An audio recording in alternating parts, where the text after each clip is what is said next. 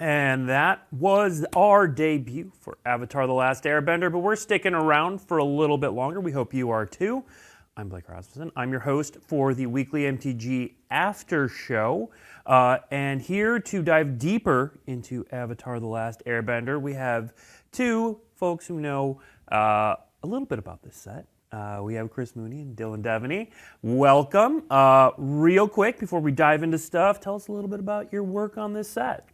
Yeah, so I'm Chris Mooney. I'm senior game designer, and I was the lead designer for this set. So in kind of an unusual spot, I was the lead for exploratory vision and set design. So the entire way through the process, I was the lead. So it's a set very near and dear to my heart. Yep. And I'm Dillon Deveny. I'm the principal narrative game designer for the Universes Beyond creative team. And I was the narrative lead for Airbender. And I had the pleasure to work with Chris all the way through the process as well. So we spent many meetings just talking about all the fun stuff that we love about this, and then eventually turned them into really, really fun and wonderful cards. Yeah. And before we dive into sharing more cards, talking more about the mechanics and characters and just amazing stuff in this set, some people have already noticed these sweet things that we're wearing. This is a line of merchandise coming from Box Lunch. They're launching an exclusive Magic the Gathering and Avatar: The Last Airbender capsule collection starting November 21st, the same day the set releases. That's going to be available in stores and online. There's going to be these are three pieces. The hat's not. This is my, yeah. That's just Chris's hat. The hat is not part of it. There's going to be 14 official pieces. The collection is going to debut alongside the trading card game, which is also going to be available at Box Lunch. And as a bonus, if you shop in-store on November 21st when it releases, you can get an exclusive limited edition promo card if you spend $50 or more on eligible Avatar: The Last Airbender merchandise, like this sweet jersey, or on Magic Gathering cards. The featured character is a surprise. We're not showing that off today, but stay tuned. You can check out at Box Lunch Gifts for their social medias to get more release news, or you can head to boxlunch.com to explore your favorite fandom. Real quick, I just want to say that having seen these for the first time earlier this week, I love the embroidery. Like a lot of these things that normally would be kind of printed patterns are embroidered, which is really nice. I especially love, there's a trim here on this that has the elemental symbols and the mana symbols, and I really like the nice touch. It is in Wooburg order, and it is in the Avatar cycle order. So the Box Lunch folks really put a lot of attention to detail that I think fans appreciate. I certainly appreciate it as a fan, where I'm always like, how could you get the order wrong? It was just awesome to see that they'd really paid attention to that kind of stuff. All right. Okay. Now with that, you can look at these the entire show, but we are going to talk about some sweet cards. Bending gets a lot of the headlines, but we're going to actually spend a lot of time on lessons and allies, and yes, there will be more bending. We will talk more about several bending abilities, but I wanted to focus on lessons to start. So Chris, lessons are a little bit different in this set than we've had them in the past. What is kind of their role in the set overall? Yeah, so really where it came from was, when we were thinking about what felt natural in the world of Avatar, what were sort of the themes beyond bending. Obviously, bending came first when we were developing the set, but we were like, it doesn't just want to be bending. That's not the only thing that the show is about. What other things feel like they fit into that world? And lessons kind of came up in just sort of how much of the story of the show is about people learning and growing, both as kind of martial artists and as human beings. So that idea of having lesson cards that could capture not only the actual techniques that people are learning. We've seen waterbending lesson and earthbending lesson, but also important revelations within the world or important moments of growth for characters. We thought that was really fun. So that's where the idea of lesson came from. We liked bringing that subtype back. Especially because we also had a lot of mentor characters like Iroh, that it just felt like these sort of mentor characters where their role in the show is a lot about passing along wisdom. It just felt so cool to have them care about lessons in various different ways. Yeah. Now, when we first introduced lessons a couple years ago, it was about you would learn a lesson and you would pull it from your sideboard and that sort of thing. But it doesn't work that way in this set, correct? That's right. In this set, there is no learn, so the learn mechanic isn't here. It's just the subtype and many other cards that care about that subtype in different ways, kind of similar to other typal effects, that it's just caring about the subtype rather than it being a specific mechanic that does it. Okay. So we're going to see some cards that care about lessons as well as some lessons. Let's see one of those cards that cares about lessons in the Lion Turtle, a 3/6 for 3 mana. Elder Cat Turtle, which is a heck of a type line. Vigilance, Reach. When it enters, you gain 3 life. Can't attack or block unless there are 3 or more lesson cards in your graveyard, and it can tap 4 mana. So tell us about the development of this card. Yes, I mean the lion turtle, iconic creature in the show from the end of the show, and we really wanted to capture that vibe of it is very large for its size, 3 mana 3/6 with some very relevant keywords, but that just like in the show, it kind of stays dormant until you've reached the level of wisdom kind of necessary. So this is a card that is really powerful sort of payoff for having a lot of lessons in your deck. And we wanted to tap for mana because it felt very, it's a land essentially until it wakes up. So you can play it down, use it to kind of, ramp and color fix you, and then once you've got enough lessons, then it will become a creature. And if I'm not mistaken, the Lion Turtle teaches Aang a very important lesson, perhaps one of the most important lessons that he will learn through his series, and something that might be very, very relevant very, very quickly right after this moment. All right, and then, of course, the set has a number of these hybrid animals, but we're going to talk more about those later because we have some more to reveal later. Let's stay on the lesson train and look at a lesson in energy bending. Well, there it is. The lesson that Aang learns from the Lion Turtle is something that helps Aang turn the tides of the battle when he refuses to give in to the nature of defeating Ozai with violence. Aang stays true to himself. The Lion Turtle teaches him something of ancient lore, gives Aang the responsibility to use it wisely, and here we can see that final moment on full display.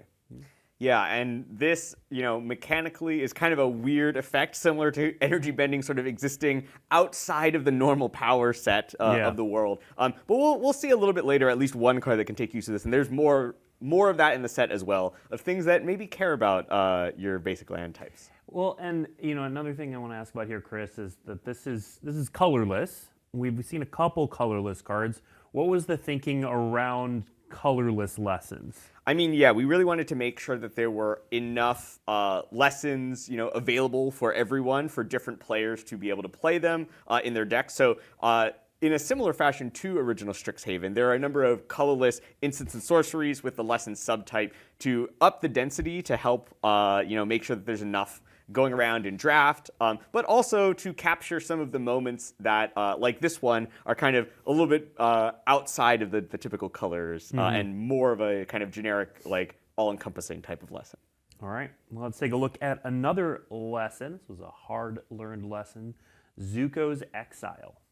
So this is a lesson that's kind of capturing less of a specific technique and more of like an important moment for this character of like, Zuko becoming exiled from the Fire Nation is really the start of his journey, where he learns a lot of things, not only about himself, but also about kind of the way that his nation and his family works, which eventually kind of comes to the head towards the end of the series. But this is the sort of the start of his journey. This card is kind of a mirror of, we have the colorless lesson, Aang's Tour, which we showed off earlier in our previews, and here's Zuko's Exile. And those two kind of are the mirrored starts of our two of our main characters' journeys, of Aang being on this kind of like fun-loving adventure, exciting with his friends, journeying the world, and meanwhile, Zuko has been cast out of his home and now has to go on a search for the Avatar. Yeah. Real quick, there is a question that I've seen a few times in chat, and Dillon, this might even be a question for you. So we've seen on a couple cards, its controller creates a clue instead of the investigates keyword. Why did you all go with that here? So that was both a mechanical and a flavorful thing. So we loved clues in the set. Clue felt like a fun way of sort of capturing. There's a lot of different characters that are investigating, that are searching for the avatar. They find clues like Katara's necklace and like Iroh's sandal that he leaves over. So there were a lot of fun ideas for clue cards. We felt that it played well with the set. But the word investigate didn't quite fit flavorfully. But Sure. the other thing is that, we make a lot of, back when we made Investigate the first time around in Shadows over Innistrad, we didn't make a lot of artifact tokens. It was a pretty novel thing. Sure. But nowadays, we make kind of a lot of artifact tokens. We make treasure, we make food. There's all sorts of these tokens that show up in a lot of sets. And typically, we don't have a special word for that. We just say, make that token. Right. So because of that, we, at least in this set, decided that, hey, investigate wasn't the perfect word for us. Meanwhile, if we make it just create a clue, it lines up better with a lot of the other effects that more modern Magic players are used to seeing in various things. So that was kind of the decision for this set. We'll see if when clues come back, if maybe it's in a very fitting setting, maybe investigate will return, or maybe we'll not use that word. I think we're kind of still open to that, but here we wanted to line it up more with the set. Also, as we've seen on previous and future cards, makes food tokens and other such tokens. Yeah. So we thought lining it up with that made more sense. I cut you off No, earlier. I was actually gonna cue that up and be like, wait a second, we're missing a word here. So that's the Great perfect minds think alike, conversation. yeah. But also we are asking players who already learn a lot of words with the set already, Sure. with 4 new mechanics related to the bending elements. So taking away other words to learn the rule text and just understanding what the card does will help, especially new players who are fans of Avatar coming into the set, learn the words that they already understand and how it relates to Magic, and then this can cue them up to learn what clues are, and then when they play wider Magic, learn that, oh, there's a whole mechanic around this if they really, really like it. Yeah. Yeah, there's certainly some amount of confusion with players when they see create a food. They're like, okay, that makes this token. They see investigate, and they're like, oh, well, it's got to be different. It's got to be Sure. different from food or from treasure because it has a special name, when in reality it is the same as It that. is the same. Yep, makes sense. All right, our next lesson is one that's going to get chat going. We have yip yip. Yep, yep. Yep. All right, pretty simple combat trick here, but it does have that tag for an ally. That's right, yes. So allies we'll get into a little bit more moving forward. But ally, again, came from that exploration of, what are some things that feel really connected into the Avatar world? What are the vibes that we're trying to capture that Yeah. really make it feel like Avatar, beyond just, the 4 bendings? And one of the things is that the heroes of the story are not from one place. They are Yeah. from all over the world. They're from all the different nations. Ultimately, the gang ends up with, members from all 4 nations, but also for, non-benders and benders from different, areas of the world. So we really wanted to have something that felt like it captured that idea of people from all different areas and walks of life and power sets combining together, teaming Yeah. up together. And Ally was an existing type in Magic that also had that same flavor. Allies exist in all 5 colors, and they work together. So we felt like it was a great fit to bring something from Magic's history back and capture the same flavor in a new setting. Yeah, and we are going to talk more about allies later. We've got an entire section on that, so we'll come back to allies. Yip Yip is a card name that, when it's like, oh, we're making the Avatar set, we got to have a card called Yeah. this. So just, Yeah, it never once changed. It was put in, and it was like, that's it. I'm a huge proponent of when you are playing, saying the same things as the characters in the show when you're playing a Universes Beyond set, because it's just really fun and resonant. So I'm looking forward to the tallies of yip yip counters at pre-release. All right, let's take a look at another card. Let's take a look at Solstice Revelation. So this is a pretty sweet lesson. So 2 and a red, exile cards on the top of your library till you exile a non-land card. You may cast that card without paying its mana cost if the spell's mana value is less than the number of mountains you control. If you don't cast that card this way, put it into your hand, and then it's got flashback for 7 mana. Right, so this is capturing, the moment, again, this type of lesson of when Aang is learning the kind of true nature at the solstice, where he's like, oh, this is what's going on with the world, the comet is coming, the firebenders are going to win the war, here's what we have to do to stop them. Mechanically, this card is one of many cards in the set that is going to reward you for sort of leaning into monocolor. So one of the things that we wanted to do with this set is, because the set is, the bending elements feel so connected in with the colors. Fire feels so red, water feels so blue. We obviously wanted to build the set so that you could play all different combinations of colors. But we also wanted to make sure there was a little bit of monocolor rewards so that if people really wanted to go deep on, I am the firebending deck, I just have all red cards and all fire, we wanted to make sure that there were cards that would reward you for that. So this is one such card. There's one of these, an uncommon per color, plus one or two other cards beyond that. And energy bending is an example of a card that can help you to access multiple different monocolor rewards potentially in the same deck.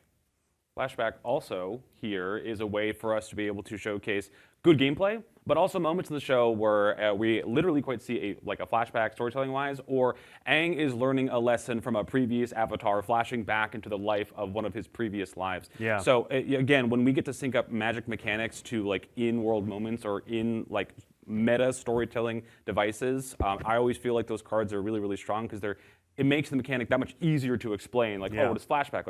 In the episode, there was a flashback where we learned a lesson from one of his previous lives. And I think that really syncs up with the players quite literally learning a lesson as well about magic. Yeah.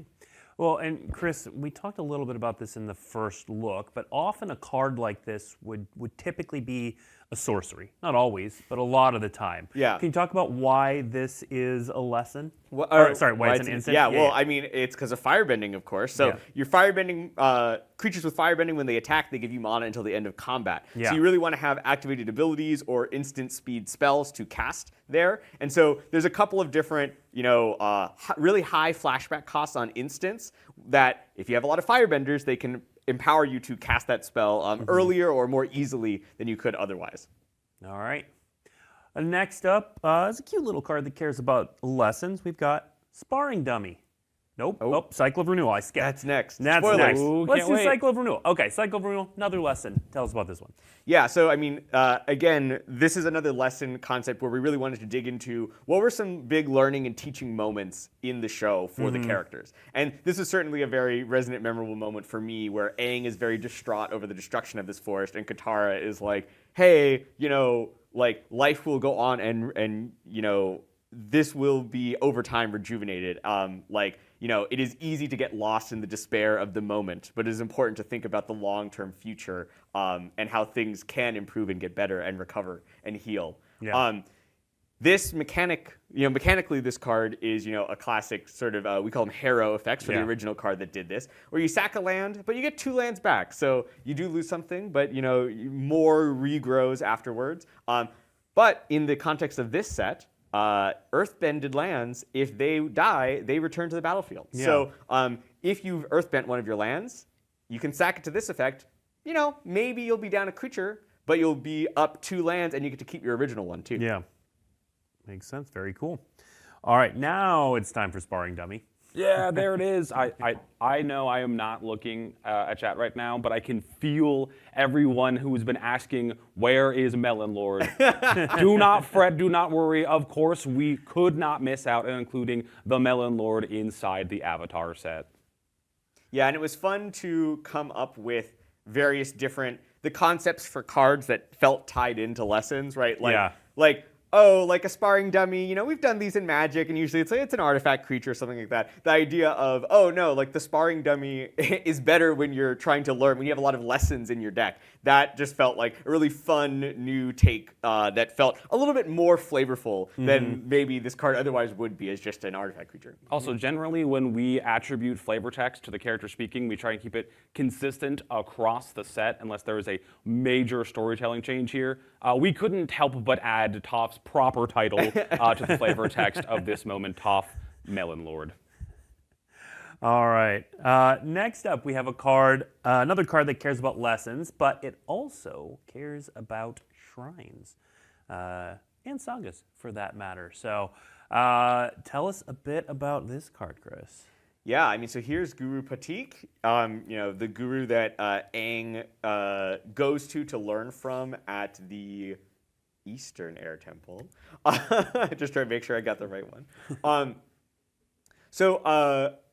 Guru Patik cares about lessons, sagas, and shrines. These are 3 things that show up in the set. There isn't particularly a deck or anything that is built explicitly around all 3 of those, Yeah. but they all show up in the set. Lessons is a little bit more of the set. Saga is a little bit less of the set. But generally, they all felt like very flavorful for this character that is, a master, a historian, a teacher, to be able to connect in all of these things. He lives at a shrine, like he, is connected to the history of the avatars, and he teaches a lot of great lessons. So it felt like a fun way to make a card that could kind of support not just the lessons deck, but also a couple of these other fun sort of sideways strategies for draft. Now, I want to pause here too and talk a little bit about the use of hybrid in the set. So there's a number of hybrid cards in the set. What led to the inclusion of those? That's right. So for the hybrid cards, there are a couple of different reasons. One was, again, we wanted to kind of make sure that we were showing some support for monocolor players. If you want to play monocolor, well, hybrid really helps with that because it allows you to play, there's more cards in the set that you can cast easily in your monocolor deck. The other reason is that, there's a cycle of 10 hybrid legendary creatures at uncommon. And the reason for that is that we wanted the recognizable characters to be easier for players to pick up early in draft and kind of be flexible in where they played. So, for example, with Guru Patik, for someone who maybe loves this character or is just interested in going into this strategy, they can take this card early and maybe they'll end up blue-green, but maybe they'll end up red-green or red-blue or or mono-green or whatever. And so the fact that this card is hybrid really gives you a lot of flexibility in draft, as well as we'll see in other places, like for example in Jumpstart, where we want the packets to be monocolor so you can shuffle them together. The hybrid cards also allow us to put a lot of different cards in different packets that way. So hybrid was a really useful tool for us when designing the set, and especially in making sure that these characters could end up in as many different decks as possible for different kinds of players. Yeah. All right. Now, we mentioned shrines on here, so of course we have to show a shrine. Let's take a look at Crescent Island Temple here. Yeah, so the shrines in this set, creatively are hitting on the different important spiritual sites throughout the world. Earlier in our previews, we showed off the White Shrine, which was the Southern Air Temple. The thing that is cool about, or that is, I think it's cool, but the thing that's different about these shrines is that historically the shrines have, had a certain effect that scaled with the number of shrines you control. These do too, but in a slightly different way. Yeah. When these shrines enter, they'll have an effect based on the number that you control, but also every subsequent shrine that enters will also trigger that same effect. So you'll end up, for example, with this card, you'll end up with a red monk with prowess for each shrine you control before or after you play the Crescent Island Temple. And that kind of mixes up the shrine gameplay, gives it a little bit more dynamism, cares a little bit more about, which shrines you play. You're always going to get the value out of all of your shrines, but maybe what order you play them in. For example, like the White Shrine puts +1/+1 counters on your creatures. So maybe you want to, play it later on and maybe play this one earlier on. There's all sorts of different things to do, but we really we felt shrines were such a great flavor fit. But we wanted to make sure that they were bringing something new to the table that shrines had not done previously. Yeah. I would also like to call attention to Momo here in the art. Now, I think I've said this before, but I'm going to say it again. There is a question uttered throughout the series, throughout every book and many episodes, and it is simply, where's Momo? We took that question to heart, and we decided to figure out, where did Momo go every time he disappeared if we didn't see Momo? Scattered throughout the set, we hid Momo in a variety of art and scenes and places when he's off on his own adventures.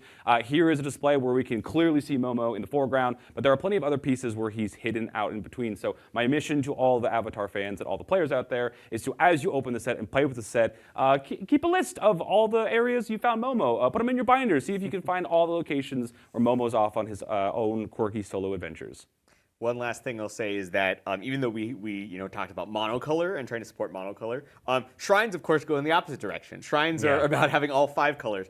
So we really wanted to give a lot of different styles of play within the set. Of you can play, there's obviously the classic 2 colors, but there's also a lot of 3-color legends in the set. There's the 5-color shrines, and there's the monocolor support. So really giving players a lot of different things, different directions to go, and different decks to build and stuff to chew on. Yeah. Now, I think we talked about this in the first look, if I remember correctly, but for those who didn't see it, shrines seem like such a natural fit in this set. How early did they get in the set? Was it just kind of like a slam dunk, like, yeah, obviously we're doing shrines? Or did it come about later? one of the things that happens in the development of Magic sets is in the early parts of design, sometimes all it takes is someone saying, hey, what about this idea? And you put it in the file, and everyone loves it, and it never leaves. So I think this one probably came from Carmen Clomperens, I think, who was just like, hey, you know what'd be cool? Shrines. And it was like, we designed them, we put them in the set, and even though you tweaked them over time, of course, but sometimes it really is just one person having a great idea at the right time, and it just sticks with it the entire thing. I mean, honestly, that's how we came up with airbending as well. Mark Gottlieb was just like, he had never seen the show, so he had no idea. He was like, can someone explain what airbending does? And we explained it to him, and he was like, what about this mechanic? And we put it in the file, we loved it, and it never changed. So, great ideas. Some ideas take a lot of work and iteration and really stress testing. And other ideas, you just try them out once, and you're like, this is awesome, and we'll definitely do it. And creatively speaking, those conversations were so easy. Chris would just swing by my desk and be like, hey, we had a design meeting today, we went over this, and we want to put shrines in. And generally, when there's like a mechanical overlap with creative, I'll have like, oh, here are my thoughts, here's my feedback, here are my opinions. And it was just like, okay, yeah, that sounds sick. Like, because it is such a clear overlap with the source material, like, it is immediately apparent of like, oh yeah, that's a win, that's a success. Well, how further, like now how can we push it? And so those conversations always started with like one cool idea, and then it was, well, how many cool ideas can we now go with? So I really loved those, because also it's like I'd have a stack of meetings, Chris would swing by, and it was like, we got so much work done in 8 seconds. Yes, yeah. Just like, yeah, this is great. I mean, one of the things that really made this set such a joy to work on, beyond just my own love of the show, was the fact that there are so many things that felt so natural to the marriage of the world of Avatar and the game of Magic, that there were so many things where it was like, yeah, that's sweet. Let's just do that. Yeah. And it didn't really, So it was just such an awesome. There's so many of those moments. It was like, this is a natural, perfect fit. And just like, it made so many awesome parts of the set. Makes sense. All right. Let's move on to another awesome part of the set and go back to talking about allies. We've touched on allies a little bit here. They were certainly in the debut video.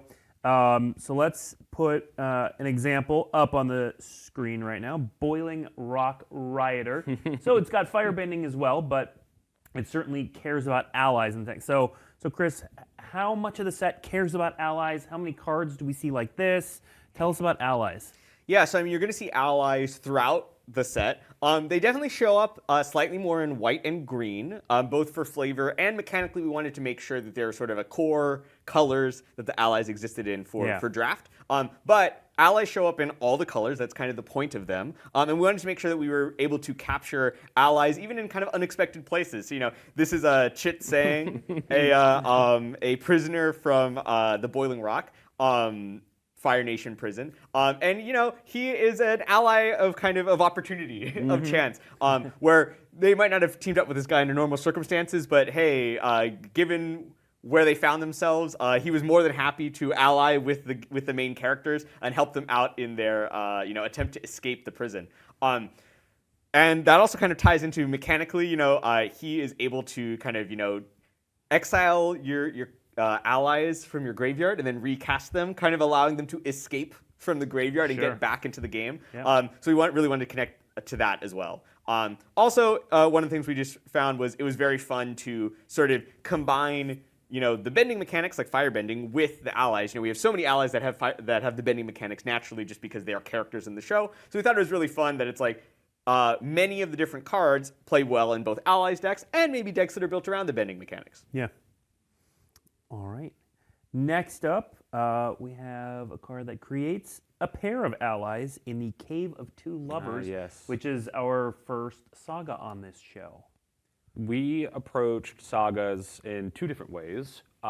This is a particular example of what I would refer to as like a classic Magic saga, where it is specifically retelling lore, mythos, and history like we would in any Magic plane.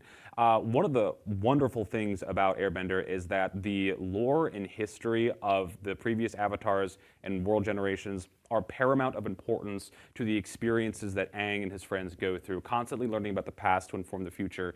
So this saga here is from a particularly beloved episode that explores the a kind of like a cyclical story that happens in a particularly beloved location. Yeah.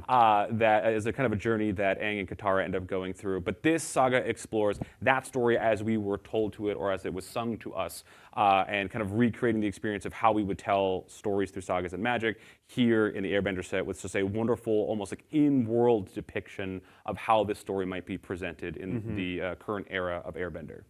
And real quick, I'll just call out, you can see there, Chapter 2, it searches for a mountain or a cave card. So Reading chat's mind here. yeah, there may be, I don't think we're not seeing it today, but there may be a cave card that, flavorfully connects in with this story. I'll have to wait. Secret. Okay, so It's a secret. It is a secret. can't Yeah, talk we shouldn't about it. talk about It's it. a secret.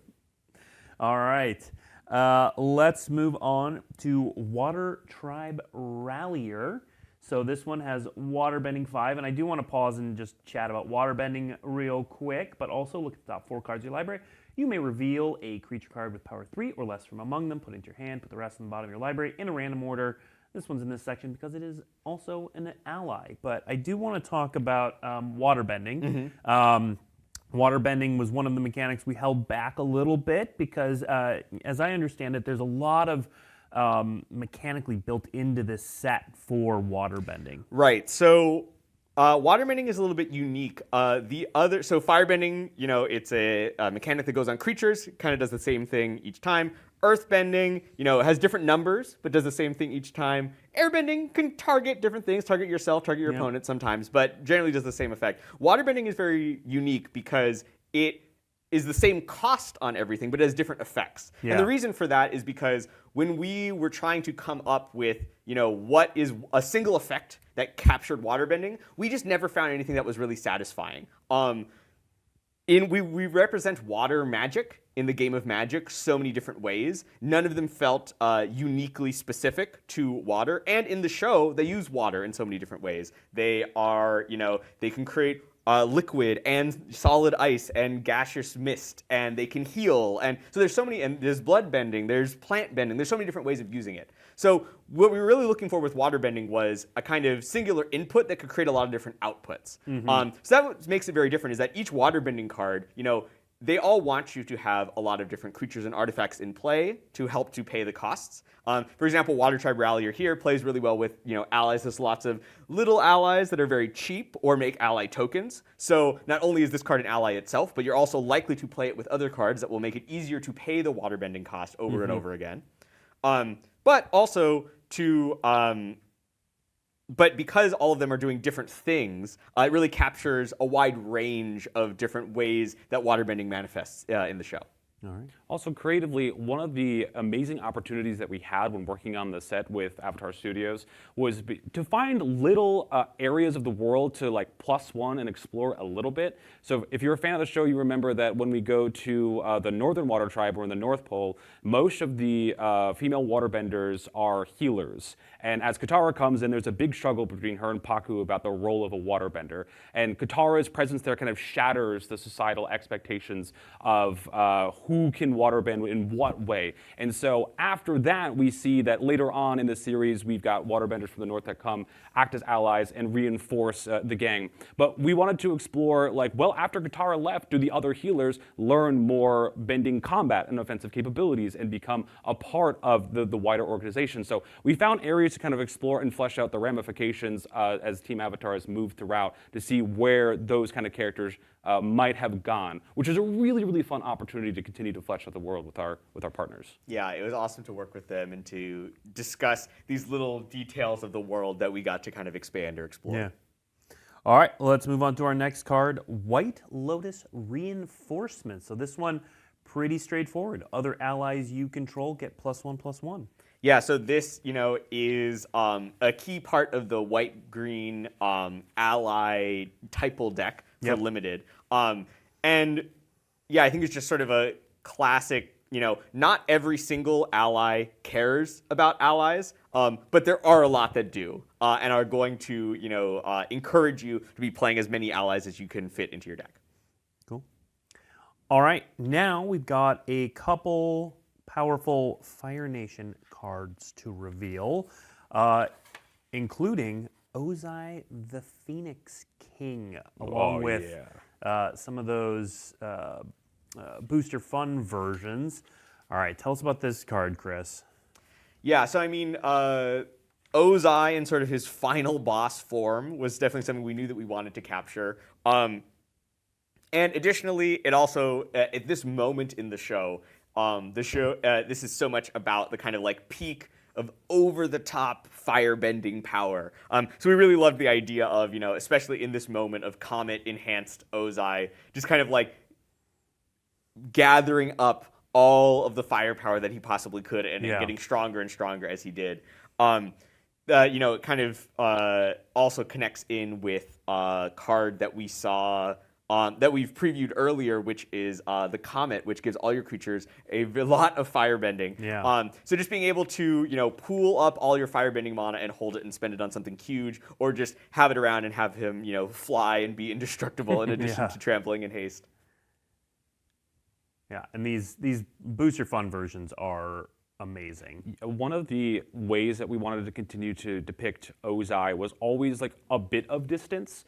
Generally we want to show like a legendary character, a legendary creature in like a cool heroic moment or a really awesome action shot, and we're getting the action shots here, but we're trying to keep distance away from Ozai because he is still that kind of like looming villain. Even when Aang and him are fighting at like the very end, it was important for us to like feel as though you could see the weight of his firepower versus just him as a character, because of what he represents and the force that he brings as much part of his character as his like actual design and his aesthetic. And that kind of becomes true across most of the iterations of the art that we will see, whether it's in the main set, the borderless scene, the borderless battle pose, and so on.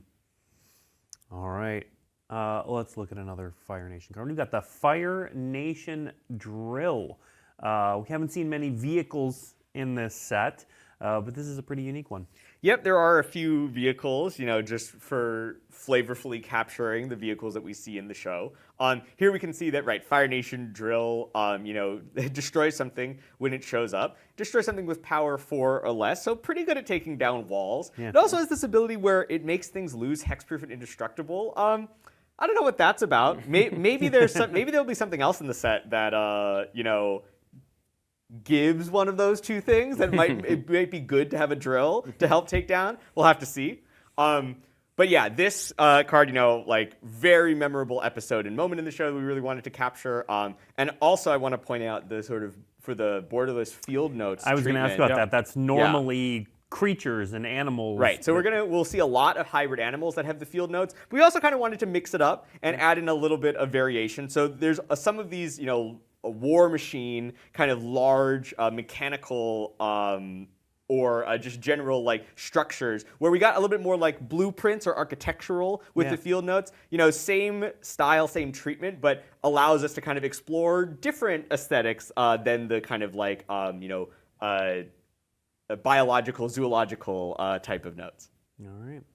We are nearing the end. Not there yet, but we've still got a few cool cards to show off in our bonus round, as well as some of the borderless versions of cards we saw in the debut video. But before we get to that, let's take a look at our next card, Daily Agents. This is a sweet card and a sweet-looking card on that borderless scene card there. Yeah, so Daily Agents, when it enters, you earthbend 1, and then you earthbend 1 again. Yeah. And so that means you could double stack up on the same land or split it up into 2 different lands. And of course, the second ability, where when it attacks, it drains your opponents for the number of creatures you control with plus counters on them, that encourages you to split up a little bit. What's fun about earthbending is that if you have multiple earthbending effects, you have a lot of flexibility. Do you want to stack up on one? Do you want to spread out? Generally speaking, in Magic, it is more powerful to spread out. But because each earthbended land is an actual land that you're giving up, there's a lot more tension as, hey, can you afford to have 2 of your lands be creatures, or are you just going to use them for mana every turn? So, it's not as effective as maybe having one larger thing. Daily Agents here, of course, cares about +1/+1 counter, so that's sort of the black-green theme for the set. But there are plenty of other ways of using earthbending too, to for landfall or for having a larger creature if you stack up on one. So earthbending is very flexible in the different ways you can use it. I love the introduction of black mana to the Daily. We've seen a lot of green and maybe a little bit green-red earthbending as the more primal and more expected version of it. But the Daili have such a specific flavor inside of Ba Sing Se when we see them, giving them black mana and then adding more to the mythos of how earthbending it has been adapted is a great way to showcase like the in-world storytelling and us for our color pie to explore a mechanic that is increasingly flexible or gains kind of new attributes when we kind of spread it out from its core color. That's right. Even though the bending mechanics are generally focused into one color, they of course splash out into different places based on flavor and also for gameplay. And black, of course, not having any sort of element directly tied to it, is the one where we see the most of the different elements kind of like, hey, there are, villains or anti-heroes in all the different nations using all the different bendings. So black is going to see a lot of the different bending mechanics showing up. Yeah. All right. We touched on it earlier, but let's talk about the hybrid animals. Let's take a look at Tiger Seal and talk a bit more. I mean, this in and of itself, very cool card. Single blue mana for a 3/3 with Vigilance. But at the beginning of your upkeep, tap this creature. And then when you draw your second card each turn, untap this creature. This is an adorable little thing here. Yeah, so, just a really unique part of the Avatar world is these hybrid animals. It's something that Magic itself has done past, and people always seem to love it. So it was great to return to that. One of the fun things that we learned is, originally, Avatar wasn't part of the original vision for Avatar to have these hybrid creatures. But a concept artist just drew a couple and they put them in the show, and then all the other artists loved them so much they just kept making more and more and more until it became an iconic part of the world. This card, a fun card for your drawing your second card style deck, good with clues. Straightforward, fun, interesting kind of take on a blue creature. Yeah. I just wanted the little tiger cub or the kitten seal. Right. And in the borderless field notes, this is paramount, one of the top 5 favorite pieces of art for me, because again, this is just cementing me in world. If I saw this little guy, I would probably be torn to shreds by the mother tiger seal, but he's just so adorable, I can't not. All right, now let's take a look at Honest Work. Path to Redemption. Path to Redemption. Path to Redemption. All right, 1 and a white for Enchant Creature. Enchant Creature can't attack or block, so we get that passive style effect. But then 5 mana, sacrifice the aura. You exile the Enchanted Creature and make an ally. Right, so I mean, one of the fun parts, and sometimes challenging parts of Magic design is coming up with fun, interesting twists on kind of the classic Magic cards that we've seen a lot that we know play well. So this is, a pacifism with an expensive way of getting rid of the creature, get a little bonus. But a card like this, what can really make it sing is finding some awesome flavor. So for us, that was the idea of, Iroh's kind of journey throughout his life, kind of even predating the events of the show. But it's he used to be a Fire Nation general, and then through some tragedy kind of became more of a passive, person, not really actively fighting in the war. And then, of course, flipping all the way to, becoming an ally and actively participating in the side of, the White Lotus and the allied nations against the Fire Nation. So this, even though, it's a common, it is still able to tell that story through the stages that it takes us through, which is something that is always just so fun when you get to tell these awesome stories through kind of even common Magic art. And beautiful flavor text, a beautiful quote, a beautiful moment. I was going to ask you about that. This is a good place to talk about the flavor text because we've seen some. This one's really fitting. Now, Dillon, was it all taken directly from the show? Is there anything that's not from the show? Yeah, so about 90% of the flavor text comes directly from the show. There's so many wonderful, iconic quotes that people know, love, and expect, especially for certain characters like Iroh. Every single line he says, oh my God, this is perfect. Yeah. Some of the flavor text that we wrote for the set was more about no one talks about this animal in particular, for example, or this event that happens. We just, as viewers, watched it and understand through context what things are. So we would write new, almost bestiary style flavor text, or add some quips and lore that kind of fit the tone and the flavor. But whenever possible, we always started with something from the show. It's a lot of the expectation to see what you are familiar with, but then to present them in either the context you want to see it in, or the context that is brand new, where we are overlaying a larger, maybe more abstract creative concept here with a quote that you know and love to kind of reinstill and invigorate a new experience with something that you have maybe watched 6 or 7 or 9 or 11 times. Yeah. Yeah, I certainly remember the point in the process where Dillon came to me and was like, here is my extensive list of awesome Iroh lines. Where can we put these on cards? All right, let's take a look at our next card. There it is. Oh, there it There's is. honest Yeah. work. Yeah, this is an interesting little effect here. Yeah, so I mean, this is kind of this is a style of Magic card we're seeing more and more nowadays. We refer to it usually as a witness protection style effect because that was Sure. kind of the most memorable version for us, at least at the beginning. And that felt very flavorful for this moment in the show where Iroh and Zuko are kind of hiding as Humble merchants. right. Oh god, refugees. Sorry, I lost the word. They're hiding as refugees in the Ba Sing Se. So they're pretending / honestly living as humble merchants, humble tea merchants. So we wanted to really capture this, and we loved just the general vibe of, yeah, that creature's in hiding now. They're just normal. In terms of like exactly mechanically, one of the things we found was, hey, just the classic normal style of witness protection effect, kind of pretty annoying if it goes on an earthbended land. So that led us to this kind of different approach where you kind of get to remove all +1/+1 counters and tap the creature, which is a benefit. But then in exchange, that creature does get to tap for mana. So that's kind of the trade-off of a little bit stronger in one way, a little bit weaker in another way. That helps it fit mechanically with what's going on. And I also think that tapping for colorless mana feels like they've become a team merchant, at least to me. Just like a little utility guy that's helping you out still. All right, now we are going to move on to showing off some of the borderless versions of some cards that we saw in the debut video. We'll chat about the cards as well. We're not going to just blow right by these. But let's take another look at Azula Cunning Usurper. So we saw, again, the main set version, but we got the borderless version on the right. But let's talk a little bit about what's going on with this. It looks, you've got firebending and a blue-black card. There's a lot going on here. Right, so yeah, firebending, we wanted it to make red mana because that just felt so resonant. Just visually seeing the red mana symbol feels like fire. So that meant that, we were going to put it on a couple of non-red cards. Now, the way the commander rules work, the reminder text red symbols don't count towards color identity, so this card is a blue-black card for color identity purposes, although there is a 3-color Azula, which we have seen previously as well. Yep. But Azula, among her many traits, she is a expert-level firebender, a master, even at a young age, much stronger than, no, sorry to Dante Bosco, a little bit stronger than Zuko, we'll say.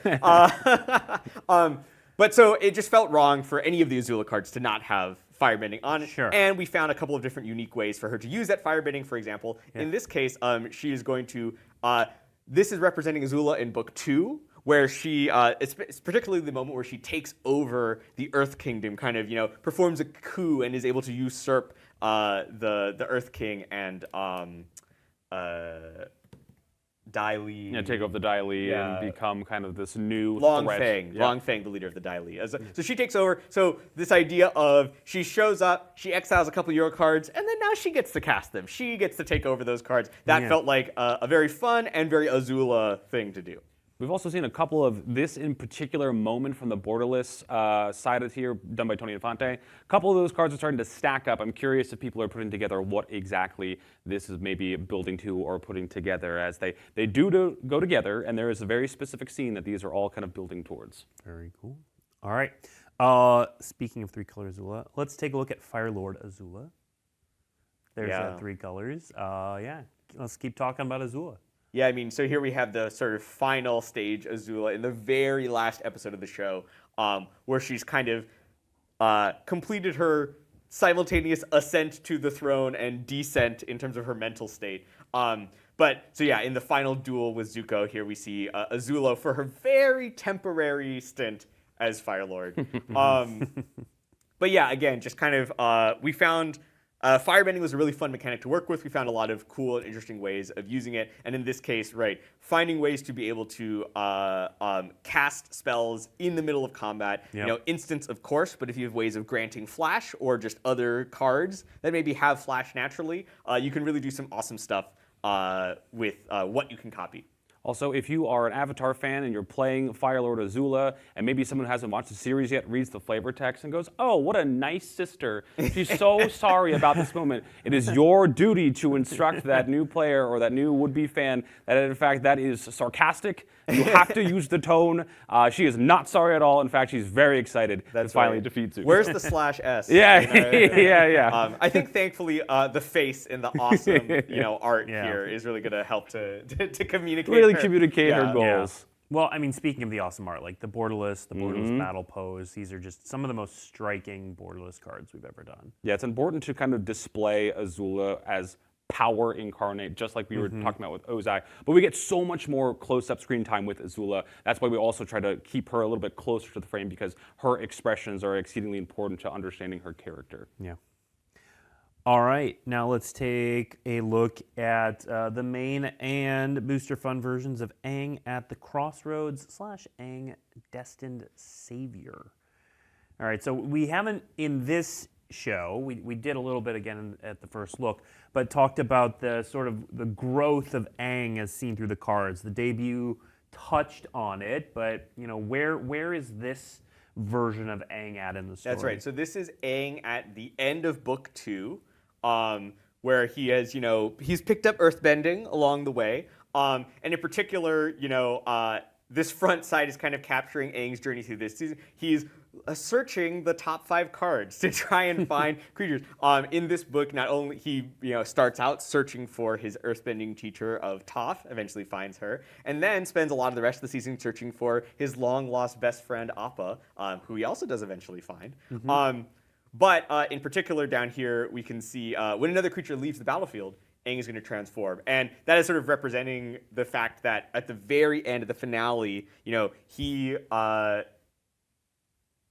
has sort of locked himself out of, against Guru Patik's instructions, he kind of goes to help his friends. He sort of locked himself out of the Avatar state. But when he sees, his friends, particularly Katara, in danger, he sort of re-accesses the Avatar state. In case maybe someone hasn't seen the show, I won't spoil exactly what happens right after that. But we see kind of here is his, this card's really telling the story overall of his book 2 journey. And as you mentioned, we've seen a couple of different Aangs. We saw a 1-color Aang that airbends. Here's a 3-color Aang that earthbends, and we've seen a 4-color Aang that firebends. So I don't know. There might be one. We're not big on patterns. Yeah, no, 3 seems right for the. Yeah. For us, three Aang cards felt right. 3 elements felt right, and so that is what we decided to do. At least until further notice. Talk a little bit about this being colorless on the backside as well. Yeah. So one of the things that to me, and this is honestly something that just came from my own wishes, which was that basically I felt that it was really important that the Avatar state, so the backsides of all the Aangs represent him really entering into that full-on Avatar state moment.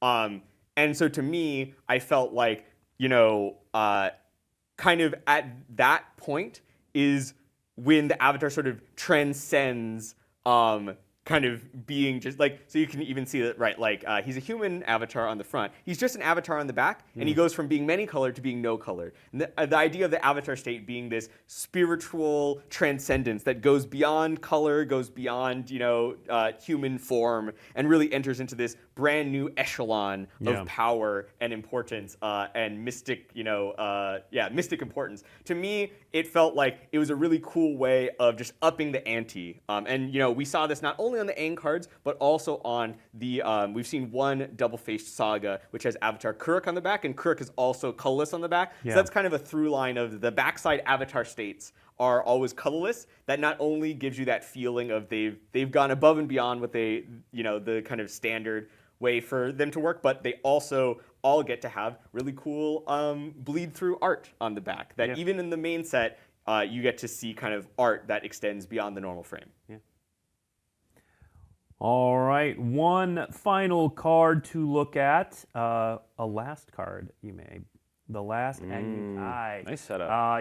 Again, we showed the main set version, but again, the borderless, the art, just fantastic from Dominic Mary. Did Dominic Mary do all of these or just many of them? you're really going to want to see them all together. Okay. That's all I'll say. That's all you'll say. Yes.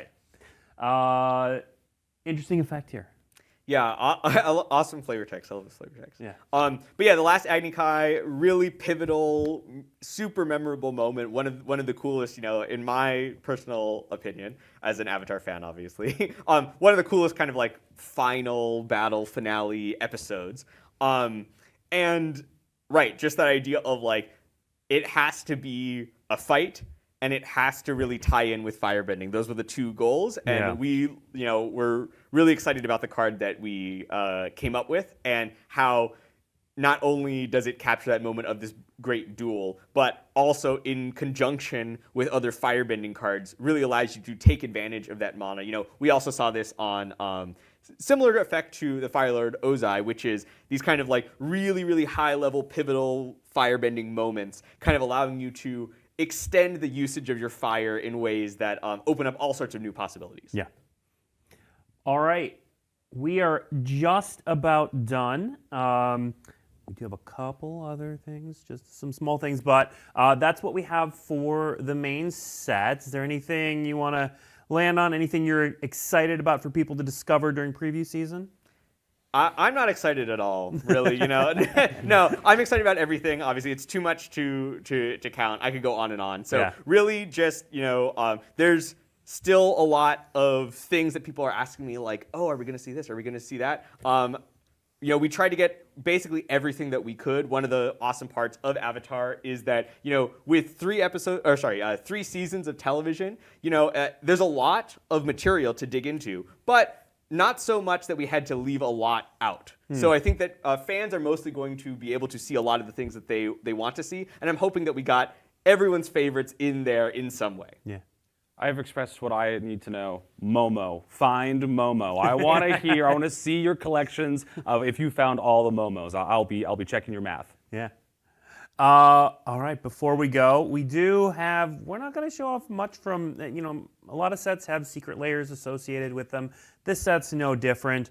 We're not going to show off a ton, but we did think this one secret layer was worth showing off to all of you Avatar fans. So let's just throw up all my cabbages. There it is.